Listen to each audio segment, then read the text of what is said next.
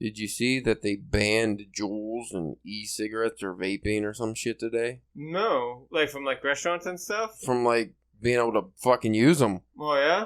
Yeah, I guess the FDA or something said that you can't have, at least the flavored ones. That makes sense, I mean. 6 people died this year or something from them. Like cancer, or? I don't know, they just said vaping-related illness. Popcorn lung, maybe? I mean, it's not surprising, because you're still taking that shit in. Yeah, you're still inhaling it. But here's what I was curious about. Why does, like, cigarettes kill 400,000 people a year and they just, like, that's fine. Them fucking vapes, them vapes will get you. Because who's ever, outlawing that shit, they don't have their hands in the cookie jar. Yeah, of the vape people. Now, big tobacco, they're probably best buddies with. Well, yeah, that's like, I think vaping was created as a way to get kids to start smoking because, regular smoking's not cool anymore. I mean, I don't really care if all of it gets banned because I was never a smoker. Yeah. Bad. Cigarettes stink. I mean, at least vapes smell good. They smell good. Why can't everybody just smoke the weed, man? The tumbleweed. Everybody in the wacky tobacco. Get on the wacky tobacco train. The happy grass. Happy grass, it'll make you happy. The worst happens, you might get hungry. Yeah. You gain a couple extra pounds. Yeah, I mean that Doug Benson Super High Me documentary that he did. Mm-hmm. Like at the end, like when because he did like a month of sober, then a month stoned the whole time. And like the worst thing was at the end, like he gained like 2 or 3 extra pounds. Yeah, that's not too bad. There's a lot worse things you could do, people, like drinking, which we wouldn't know anything about.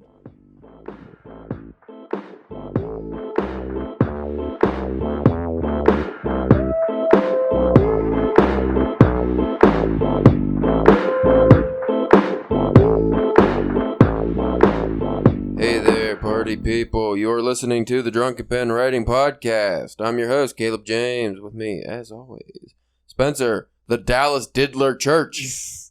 I don't like that. You don't like that one? I don't like that one at all. Why? I don't know if I the diddler part. I thought it was the Dallas part you didn't like. Fine with Dallas, you just don't want to be the diddler? Yeah.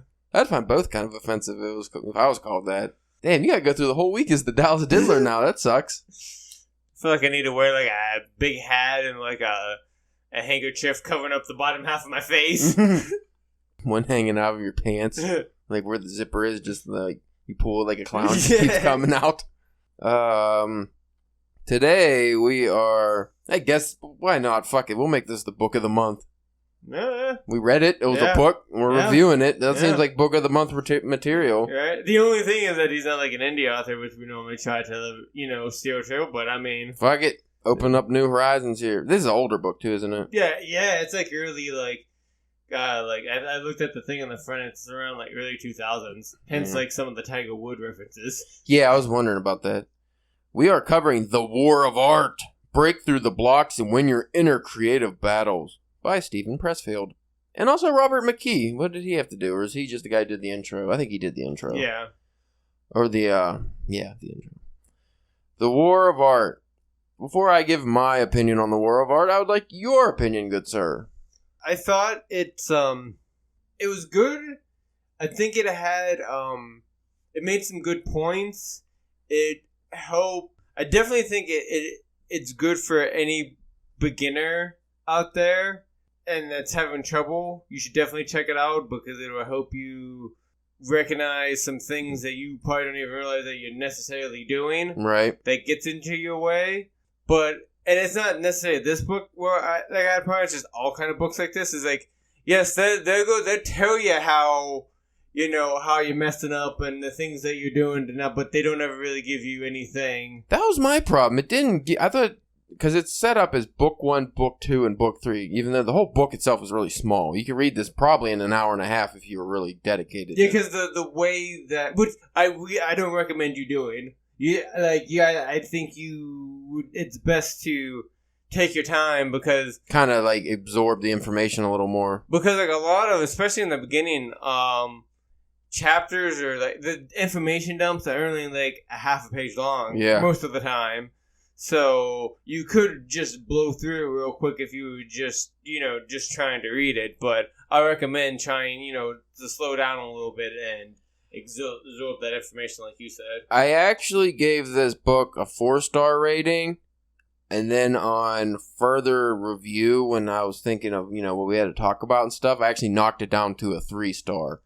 Like you said, it had some good information, and like when I first started reading, like the first part of the book 1, it got me kind of pumped up. Yeah. Book 2, I was like, okay, like because it talks a lot about resistance and things like that, and I was like, holy shit, that definitely is me. That's what I'm fighting with all the time, is this resistance. And he gives a lot of good information with that. But then by book 3, he started going into a lot of woo-woo religious stuff. Yeah, with like the muse. But his muse was not like, the metaphorical muse. His was almost like, because he said, I mean, you can interpret it how you want, but his was like real angels.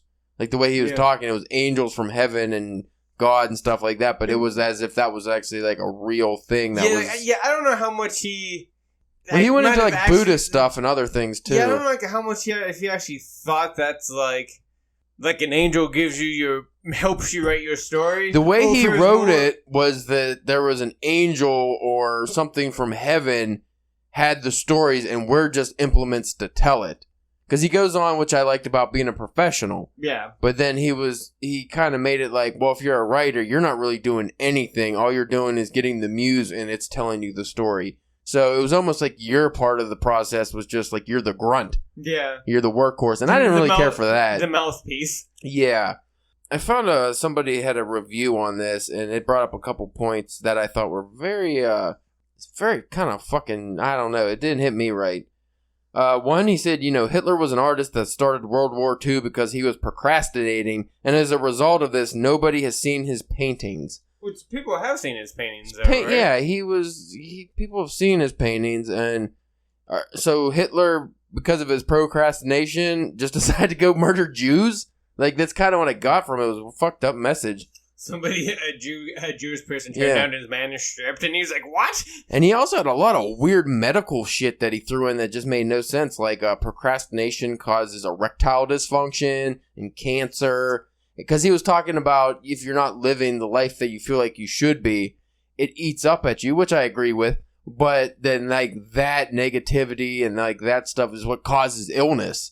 That was a strange thing to assert, I guess. Yeah, I think you went a little too heavy-handed on that. Yeah, if he was just using that as, like, oh, maybe your cancer is, like, a symptom of cancer is you haven't lived the proper way. Because he said, like, people who find out they have cancer, and he said it as a matter of fact, too, that people who have cancer, when they find out they only have so much longer to live or something like that, like they change their life and they go write that novel, they go make those paintings, and then true self, as he kept on referring to. Yeah, and then their cancer was cured, like magically they went into remission, almost because of that. And again, that's kind of, so you're saying the people that do that, but then like there's nobody dies, like all we have to do is I have to write a novel and I'll be healthy. That was a little weird.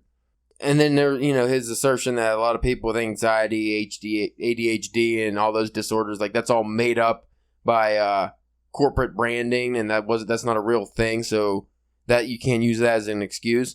I've met some people who are fucking hyperactive. They can't sit still and focus on anything. Like that is a medical condition that's not made up. Like there's people that abuse that and use that as an excuse. Oh, my ADHD, I can't write today. But there's also people that's a legitimate... Like, he did a lot of generalization, I feel like.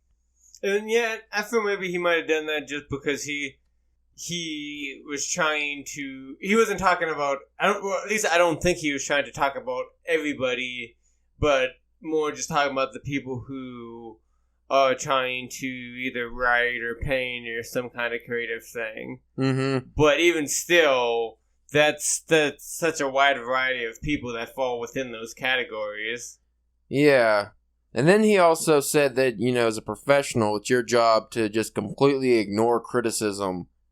Like, just ignore it completely. Well, how do you grow as a writer if you don't, like, we always talk about on here, like, constructive feedback and taking, like, if somebody keeps saying the same things about your books, they keep doing this and it's shitty. Well, you're never going to improve if you just ignore it all the time. Like, you can ignore, like, trolls, and you can ignore the majority of, like, critics, but you still have to take something. Like, your editor critiques your work. Yeah, you're taking that. You're not ignoring your editor. You're not ignoring their beta readers or your alpha readers. Yeah. Like, that would be fucking ridiculous. Why even have them then? If you're just writing willy-nilly for it, like, yourself? I mean... And at any point, you know, like, did you ever get the feeling whenever, like, he was talking about, like, the down-low parts of his life, you were just like, I'd take that.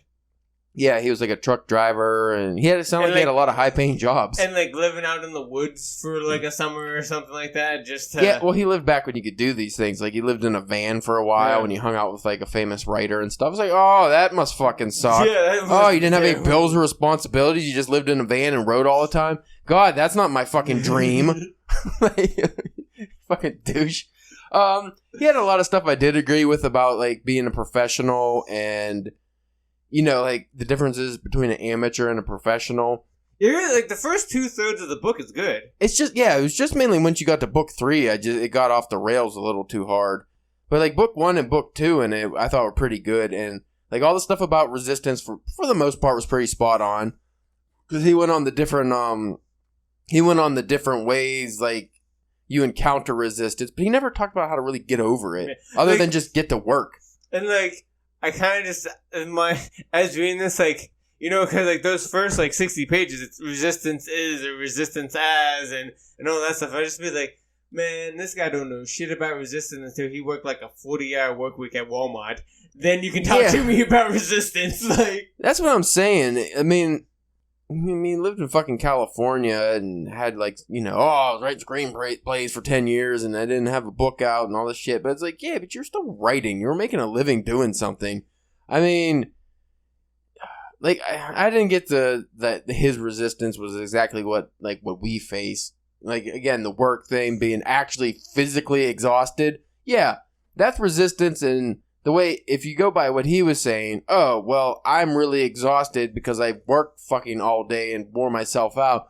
But that's just an excuse not to write. I shouldn't use that. But, like, that's a real fucking thing. I mean, you will burn yourself out on... I mean, have you ever literally fallen asleep at the keyboard before? Yeah. Yeah, many times. Like, that's a real thing. Like, that's not resistance. That's my body shutting down. That almost falls into that Jocko of just, like... Do it. Yeah. Fucking do it. Your alarm fell off. Do it. Wake up. Do it. Good. Leg hurts. Good. Toe fell off. Good. Got AIDS. Good. It's like, dude, got AIDS. I don't want to take a break. Get it back down to HIV levels. Yeah, he was talking about, what the fuck was it? I may be incorrect in this, but didn't he say something about, like, if you were sick or anything, like, just write anyway? Like, oh, you got the flu? Don't fucking sit there and shiver and almost die. Right. Like, It was just things like that. It was the Jocko mentality. Just always do it. Well, sometimes you do need a break.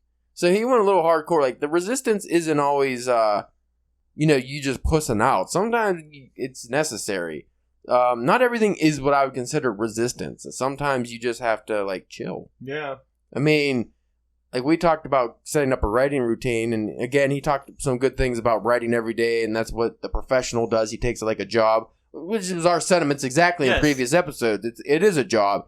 Writing is something like, if the difference between amateur and a professional, an amateur does it because they love it, and they'll keep doing it, but a professional will do it even when they're not loving it so much. They'll just keep doing it like a job. And then he did say, the professional is someone who makks money doing it. Yeah. So then again, okay, now that goes to that episode we did a couple episodes ago is, what makes a professional different from an amateur. Well, do you have to get paid? I mean, are you not a professional just because you're not getting paid even though you're working like a professional? And that's that muddy area we were discussing last time, but I just, I don't know. I was really into this book at first, and then when I got to the end, it started getting a little woo-woo and started going into, like, Indian Hinduisms and shit, and, like, it's like, this doesn't relate to writing. And it was the stuff about the muse, because at first I thought he was just talking about the muse, the metaphorical muse, but then it became, like, a real mystical entity that is there, and you should... Like, there's a lot of times I'm writing, I don't got no fucking muse telling me, like, about the story. I'm just writing. That's more weird than whenever you ever hear the story about, like, there'd be a certain artist or something, and, like, it'd be, like, his girlfriend was the muse. Yeah. And as long as he was with her, he could do, but if they ever broke up or whatever, he couldn't draw anything, or he couldn't write anything. It's fucking weird. Yeah. Well, have you ever been so obsessed about something you were writing that you just couldn't stop? I've had a few occasions where it was like that, and that was like the muse. Like, you just, I'm about to, it may not the whole thing, but like, you get into a story, and you're like, oh, shit, and you really want to get it out. But I've never had, like, obsessive behavior about my writing. No. I've never, like, if I don't write today, I'm going to feel anxious and sick, which is what he was kind of saying. It's like, oh, you're going to feel shitty if you don't write all day. Like, I don't always feel like, sometimes I'm fine if I don't write. Yeah, I mean, sometimes it's good to write and, not to write, because, like, as we were saying, you need to treat it like work, like an actual job. But you do get days breaks from work. You do get days off of work, so there should probably be some days where you don't write at all. Now again, if it's like your 4th day in a row, I could maybe see, like, you'd be like, oh man, I should try to do some writing, but I haven't done it. Maybe not so necessarily to the being anxious point, but you'll start feeling some guilt. Yeah, like, I should be doing this. I should actually be doing something. But again, it's different if you have deadlines and you're actually like writing a screenplay or a novel that's gonna be like you have a book deal. Yeah. Like, these things are different, but that's actually your job. So writing 8 hours a day, like, that's what you're supposed to do. But the way he was making it is like, even if you're, you just want to be a professional, you should just write every day all the time. It's like, well, I don't work 7 days a week. If I did, I'd probably be fucking miserable. So I don't like. I always feel like the goal is not to hate writing. Like, you want writing like to be your job, but you don't want to be a job you like. You don't want it to get to the point where like, oh, I have to write today. Fuck. Yeah, you don't want to wake up and be like, shit. Like how you go to work, you're like, oh man, I gotta do this. I gotta finish a chapter today. Fuck. You want to finish the chapter, not have to finish the chapter. I think that's which he was kind of saying, like, the amateur would be the one who wants to finish the chapter versus the professional who just has to because he wants to make money. Well, I don't think writing should be like that. Which is always weird, because then he was talking about, like, the writer is the person who does it because of wanting to love and have to do it. Yeah. But to be a professional, you have to get paid to do it. Like, yeah. You know what I mean? Like, they're kind of the different sides of the same coin, but he took, like, weird stances on those. Like, it's kind of hard to be the writer that, because he feels like he needs to write, and it's in him, and if he doesn't, he can't get it out of him, he's gonna be sick, but he also needs to get paid to do it too. Yeah. It's, I don't know. As far as writing books go, I thought this had some value. I took some stuff away from this, mainly the resistance stuff, and like really realizing how much resistance is in my life. Because I'm gonna say, and I don't know how much you can contribute to this book, but I finished one of the short stories for the collection while reading this. So, well, I'm gonna say I got me writing a little more when I was reading this, just because like, oh yeah, but then I got to the end, and I was like, yeah. But as far as books about writing, I feel Stephen King's On Writing's far above. Like, if you're gonna read a book about writing to get inspired to write, I feel like On Writing's the book to go to. Well, that's kind of more entertaining, because like there's a good chunk of of that book where he's not even talking about writing; he's just talking about different shit. Like, yeah, but because I know he has just novels, but doesn't he have some other helping on I don't want to say how-to books, but like self-help books, kind of things like that. He might. I didn't really look into him. I just know he did Legend of Bagger Vance. And so would you check out any of his like fiction? No. No, he writes about golf and shit. I think that was the first one. That's what made him famous. Well, yeah, but I'm sure he does more than golf stories. I got enough to read him. But you know what? I'm not gonna shit on this book though. I did like it. Like I said, I gave it 4 stars originally. It's just till I started when I went back and to do some research and I realized, oh yeah, he did kind of shit on people with medical disorders, and like he was a little too new age, I guess I would say. Like that's probably what would be the best description. Is like that new age hippy dippy. If you're into the self-help, like I'm not into like self-help stuff too much, but I did take a lot away from it. I'm glad I read this book. Might even read it again sometime. Just the first 2 parts. Yeah. And I can see why Joe Rogan, gives it away on his podcast to people, or at least used to. Because, it does definitely have some merit, and especially when you're in a creative funk, this is a good book to read. At least the two books in it. So like I said, I gave it honestly, if I could, I would, it was on Goodreads, I rated it, so you can't do halves. I would give it 3.5. Yeah. So for GPW rating, I give it 3.5 shots out of 5. What would you give it? Yeah, that sounds about right. 3.5, yes. And like I said, I'd probably read it again down the line. I mean, and I can see why people take a lot from it. Yeah, because it's not like it's that long of a thing to read. You know what? I think this will probably rate higher, in my opinion, too, if we haven't been doing this podcast for so long now. Because I feel like we covered a lot of the topics on here, and we already had the information. Or just, how much writing we've done. Mm-hmm. Like, this is what I think, almost done with our third year almost, right? Yeah, this did inspire me, though, to kind of step up and go to a more professional level, though. Yes. And I went back and was looking at some of my older work compared to my newer work to see how much I've improved. And I have improved a lot. And I started reading that Butcher story you wrote. Yeah. And you've really come a long way from cool. your first fucking stories, the way you were just writing it and stuff. And so I think we're definitely in the right direction here. And I think with this anthology, that's putting us in the right direction. I think, like you were talking about, you wanted to get into the next one right after. So. Or even doing getting the plan set, at least, We're doing a group project, you said, maybe a co-written novel or something I'd be down for. You know what wouldn't be probably a bad thing to do? Like we said, the first two parts to this book, once a year at the beginning of the year. Wouldn't be you know what I mean? Read it at the beginning of the year. Yeah. To help get yourself refocused.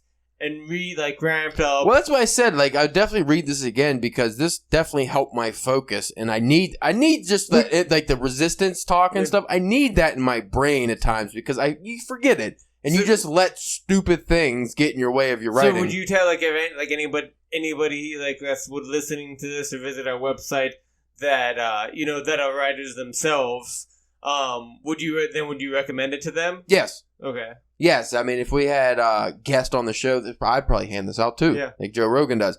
Like I said, my rating was more just based on some of that woo-woo stuff, but I'm not into that kind of stuff anyway. It'd be interesting to see, because like I said, I think it was early 2000s, so it's almost been 20 years since he wrote the book. So I would be interested to see maybe what his thoughts or anything if they changed, if he's got any probably, new insight since then. Because we're looking at a more modern lens. So like you said, 20 years almost here. All the stuff about ADHD and anxiety and all the medical stuff. A lot of that kind of was that wasn't a thing really people talked about. Yeah. When I was in school, if you were hyperactive, they just, he's hyperactive, but, you'd have a handler or something or special classes. But they didn't really talk about it. They put you in a class. Yeah, it wasn't he's autistic or he has this or that. It was the very beginning of that. We were at the very beginning. Yeah, we kind of knew what it was, but, nobody gave it any real We were thought. literally just one step away from people just being he's crazy. I don't know. He's just crazy. That's how we used to describe people. Right before our time in school, it was just he's crazy. Oh, he's a fucking idiot. That was the two things. You call somebody an idiot or a moron or they were crazy. It wasn't because they had actual learning disability. Yeah. Those weren't things people talked about. Because then it started right before us. Because I remember you or me, whenever we were in school, we had the really kids that had real problems. They were in school until their early 20s. Yeah.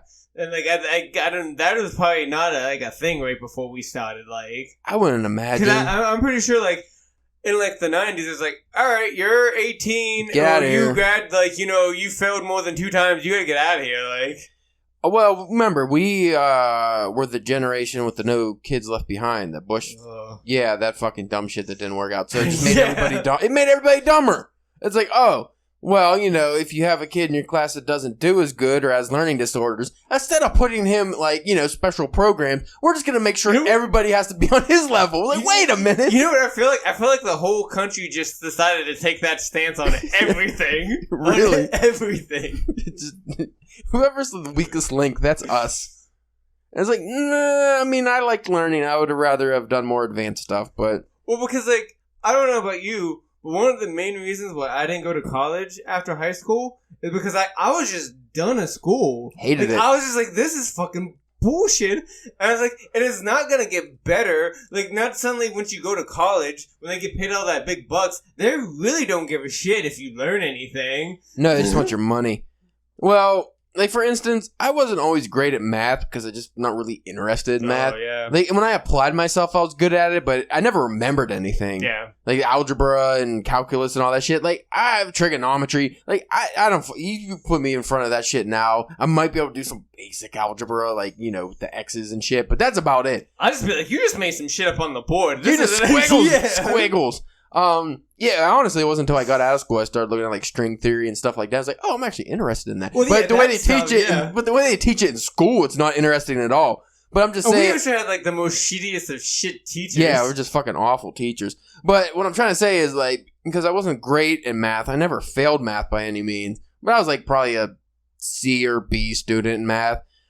But like when we got to like more advanced stuff, like I fucking skipped school most of the time anyway, so I didn't give a shit. But I'm just saying, like, if I did have an F in that class because, I didn't, like, in calculus because I didn't pay attention and just didn't give a shit or I was just dumb, I wouldn't expect them to be like, okay, everybody else in the class, we got to take the special test because Caleb's not so hot at this. Like, no, don't give them the special dumb test. Yeah. Make me have to, like, do something else. Like, put me in another class. Yeah. Like, don't make everybody dumber because of me. That's not how it works. We don't make everybody stupider to just put up with a dumb guy.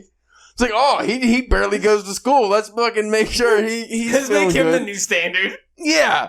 That's the grading curve. Dumb guy. No, don't do that. And then you do the same thing. Don't make the smartest guy the grading curve either. Oh, that fucking kid that's a super genius. You know what, Stephen Hawking Jr.? Everybody got to keep up with you or they fail. It's like, no. Did you guys have a kid that, like, skipped a couple grades? Because, like, we had a kid. Like, in my graduating class, we had a kid that, like, skipped, like, 2 grades, I think. It's really hard to say, because there was a lot of kids who just one day just wasn't in school anymore. So I don't know if they skipped or... I'm imagining those kids probably wouldn't be the ones that got skipped ahead. Most of the time, I just stopped seeing people. So I don't really know. Like I said, I was there through high school, but it was... Well, then, too, you also jumped around a little bit there, too. Yeah. The end of high school, didn't you? Junior and senior year, I went to a different school, and that school was way different, and it sucked. But yeah, that would have been like the place where people jumped ahead, because like they had real classes like photography and digital art, and what was it? Some of the other classes I was just mesmerized by. They had like anatomy, like real anatomy. Well, I remember ours had it was like cinema, but it was really you just watched movies. But yeah, you just watched, which is awesome. But and like, what did you like about the movie? Yeah, so it was a unique experience. But like they had at the other school, like kids in like probably starting in like 9th or 10th grade were like, yeah, I'm in these fucking college classes, these pre-college classes, whatever AP or whatever classes they called them. And I'm advanced placement classes, like, oh, we're taking college shit to get credits up before. I was like, you could do that? And I was like, I'm not even going to go to college, so I'm not worried about this shit. Right. I'll take the 8 study hall, thank you. Or the art classes. That was my thing. I always had like 3 or 4 art classes each year. And then would leave. And then because like how we mentioned how shitty our other teachers were, I could just be like, hey, can I go, I need to work on a project in da-da-da's class. Is that okay? Yeah, go ahead. Get the fuck out of here. Yeah, and then like, I'll just show up and be like, what are you doing here? I'd be like, don't worry about it. I used to do that, but I'd just go home or go play basketball for a little bit. And then I'll come back. Maybe. No, I didn't come back.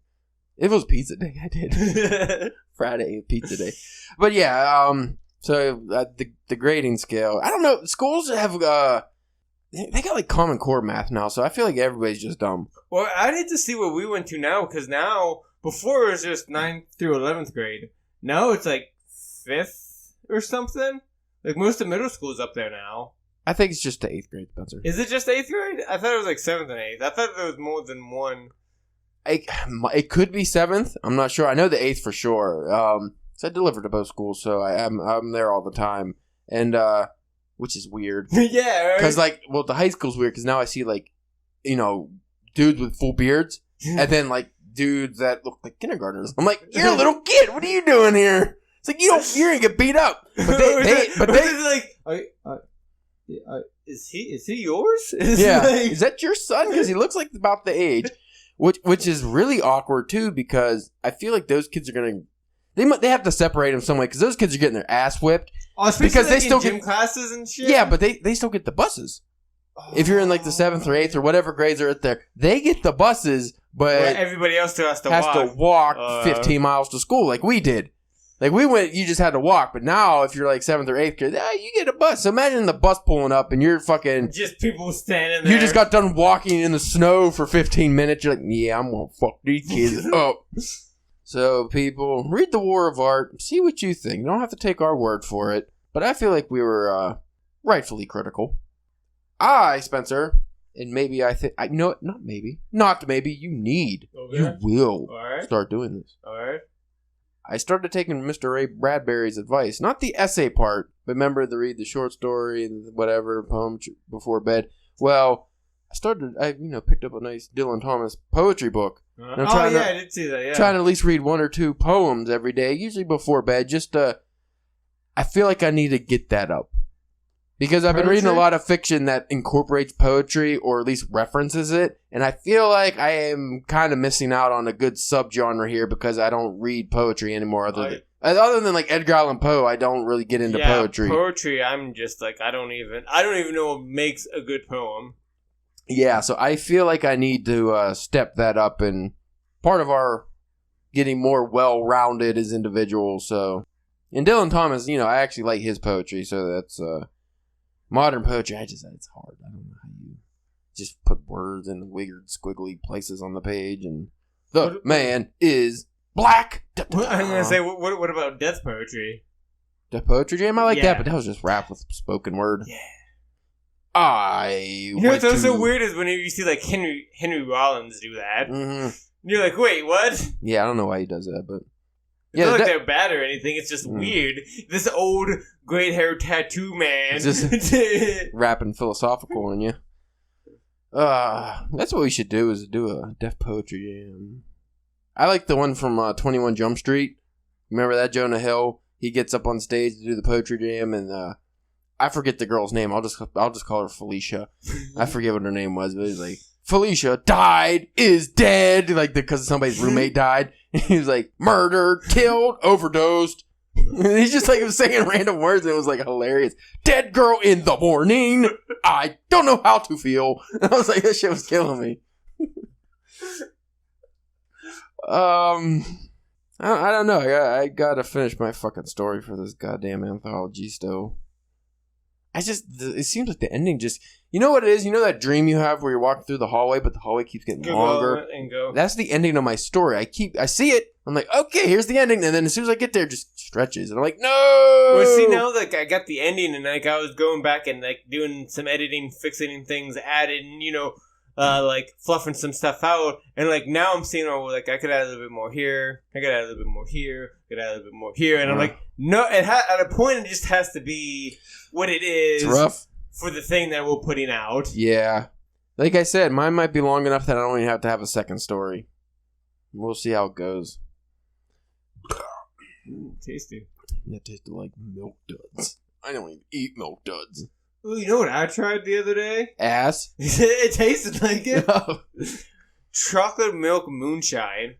I think I've tasted... I don't think it was the moonshine. I've tried that adult chocolate milk before, and that was just... It wasn't disgusting. It was just... I feel like alcohol and milk is not a combination I want. I've had a White Russian before. Yeah, we talked about you loving White Russians because you're fucking weird, or you just love the Big Lebowski a lot. Well, I had like one. You said it was the best drink you've ever had. I said it was tasty. Yeah, that's probably the best drink you ever had then, because you never say anything's tasty. Yeah, that's the last time you said an alcoholic beverage was tasty. There's some like whiskey, like whiskeys and stuff like that, if mixed properly, are good. But like, I'm not a Bill man. We've been through this. Let's be honest here, Spencer. Nobody's drinking whiskey because it tastes good. Yeah, I know. At best, a good whiskey tastes like the inside of other people's assholes. Like, it's not a good flavor. You just get used to it. That could be the thing. I have a hard time drinking something that's so terrible. Speaking of, if the weather ever gets below 90 degrees again, I am going to get some fine, maybe Cavassier. I don't know. I was thinking of a fine brandy for October. Oh, okay. If you want to, because I got it last year. It was pretty good. People don't know this. If you get a nice Vsauce brandy, you put it in a glass, pour a little honey in it, and you heat it up. You spin it around a fire. I use the stove.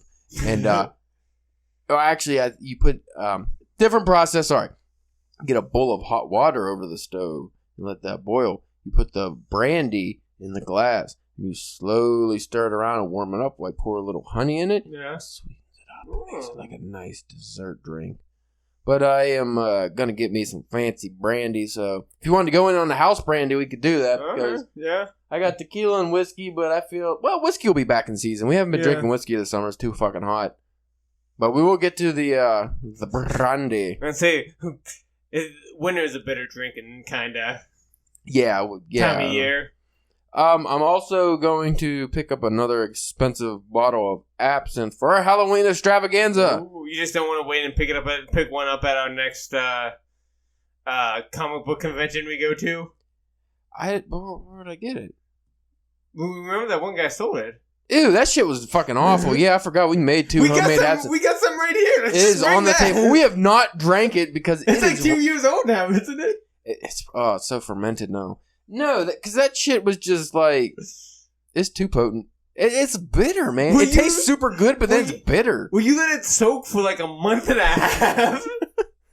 Was it like the max was like 7 or 8 days?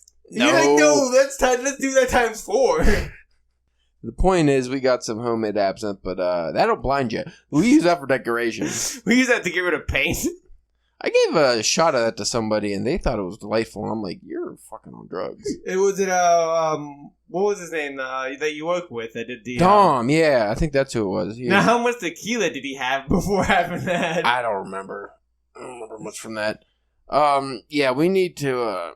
No, I'm gonna get a fine, maybe from Switzerland. That's where my butterfly absinthe is from, I think. I may just pick up another bottle of that. That's really good. I want to try new absinthe, but why try new when you got the best there is? Yeah. But it's like $90. Exactly. Well, it's also like 180 proof or something retarded. Like, it's ridiculous. Yeah, that's what I mean, retarded. It makes you go, like, it retards your thinking. Your brain shuts down. Well, that was our review of The War of Art, a book you should pick up. Also, folks, exciting news. We are open for Halloween submissions. Yes. We've already got a couple. We've actually got some last month and the month before that. So people are really excited. Yeah, so that's good. We got some submissions coming in, so feel free to do that. You can hit up the old Drunken Pen Writing where we got the... I made a post about it the other day, I think, or yesterday or Monday. Someday. There's a post on there that explains the rules and stuff, but essentially you can submit a flash fiction. I think it's up to 750 words. A short story up to 5,000 words. I think it was like 3 poems up to 80 lines. And it's horror theme based. Yeah, pretty much just Halloween based. You know, it doesn't even have to be necessarily horror, just as long as it's Halloween based. Spooky. Depending on how many submissions we get, we might do interviews. I try to every year at least do a couple, but it's hard to keep up with so many submissions. Like last year, we had one for every fucking every day. Yeah, it was ridiculous. We had a lot. So especially like the longer stories, that's like 10,000 or 5,000 word story. That's a lot for me to edit and shit. So, so submit those. Our giveaway is still going on. I was gonna ask you. If we've had some submissions for that. We got a couple good names for Spencer. Ooh. We got one flash fiction story so far. So remember, one submission of Spencer's goofy name gets you 1 drawing, and one flash fiction story gets you 3 drawings, and a funny name and a flash fiction story gives you 4 drawings. 4 chances to win a fine, luxurious DPW leather-bound notebook. If you want to hit us up, you can go to drunkenpenwriting.com. You can hit us up on Twitter at drunkpenwriting. We share saucy memes, writing articles, tips and tricks, how to put your boner in places and get it back out again, because that's important. You go to Facebook where we talk about the same stuff pretty much, but get old people's opinion on it, I guess. And you can go to, we do have YouTube if you might be listening to this on YouTube, I don't know. We have YouTube, but it's just mainly our podcast now. One day we'll put our sexy bikini videos up, but... when the internet's able to handle that. Yeah, it's so much hair, there's a lot of pixels to render. But thank you for listening, and take care. Bye.